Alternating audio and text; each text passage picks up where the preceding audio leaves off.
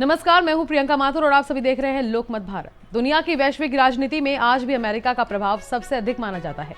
America लंबे समय से खुद को वैश्विक नेतृत्वकर्ता के रूप में स्थापित करने की कोशिश करता रहा है और उसकी विदेश नीति अक्सर अमेरिका फर्स्ट के सिद्धांत पर आधारित रही है। इसी नीति के तहत अमेरिका अपने आर्थिक और रणनीतिक हितों को सबसे ऊपर रखता है। वर्तमान में अमेरिका के सामने सबसे बड़ी चुनौती चीन के रूप में उभरी है, जो तेजी से आर्थिक और तकनीकी महाशक्ति बनने की दिशा में आगे बढ़ रहा है।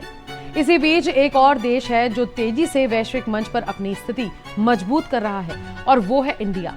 भारत की बढ़ती अर्थव्यवस्था और वैश्विक प्रभाव ने अमेरिका का ध्यान अपनी ओर खींचा है। हाल ही में नई दिल्ली में आयोजित रायसीना डायलॉग में अमेरिका के उप विदेश मंत्री क्रिस्टोफर लैंडो ने इस विषय पर महत्वपूर्ण बयान दिया। उन्होंने स्पष्ट कहा कि अमेरिका भारत को वे व्यापक आर्थिक लाभ नहीं देगा जो उसने पहले चीन को दिए थे।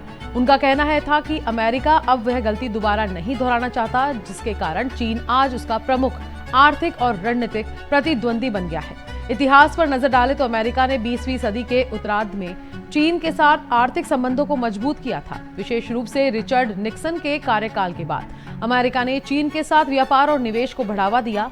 उस समय अमेरिका को उम्मीद थी कि आर्थिक सहयोग से चीन उसके वैश्विक दृष्टिकोण के अनुरूप विकसित होगा, लेकिन समय के साथ चीन ने अपनी स्वतंत्र रणनीति अपनाई और वह तेजी से दुनिया की दूसरी सबसे बड़ी अर्थव्यवस्था बन गया। यही कारण है कि बाद के वर्षों में अमेरिका और चीन के संबंधों में तनाव बढ़ गया और व्यापारिक प्रतिस्पर्धा शुरू हो गई। डोनाल्ड ट्रंप के कार्यकाल में ये प्रतिस्पर्धा और अधिक तीखी हो गई। ट्रंप प्रशासन ने चीन पर कई टैरिफ लगाए और व्यापार युद्ध की शुरुआत की। उनका मानना था कि चीन की आर्थिक नीतियां अमेरिका के राष्ट्रीय हितों और सुरक्षा के लिए चुनौती बन रही है।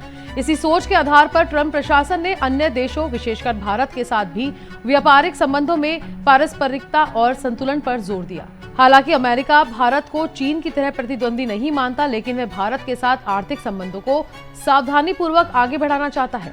अमेरिका भारत को एक महत्वपूर्ण साझेदार के रूप में देखता है, विशेष रूप से हिंद प्रशांत क्षेत्र में रणनीतिक संतुलन बनाए रखने के लिए। दूसरी ओर भारत ने भी ये दिखाया है कि उसकी आर्थिक प्रगति केवल अमेरिका पर निर्भर नहीं है। हाल ही के वर्षों में भारत तेजी से विकास कर रहा है और अब यह दुनिया की चौथी सबसे बड़ी अर्थव्यवस्था बन चुका है।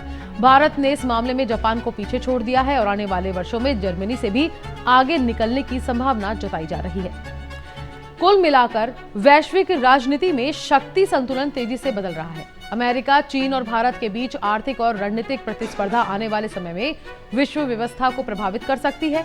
हालांकि अमेरिका अपनी पिछली गलतियों से सबक लेते हुए नई रणनीति अपना रहा है, लेकिन भारत की बढ़ती आर्थिक ताकत ये संकेत देती है कि 21वीं सदी में वह एक महत्वपूर्ण वैश्विक शक्ति के रूप में उभर सकता है। अभी के लिए फिलहाल इतना ही। देखते रहिए लोकमत भारत। नमस्कार।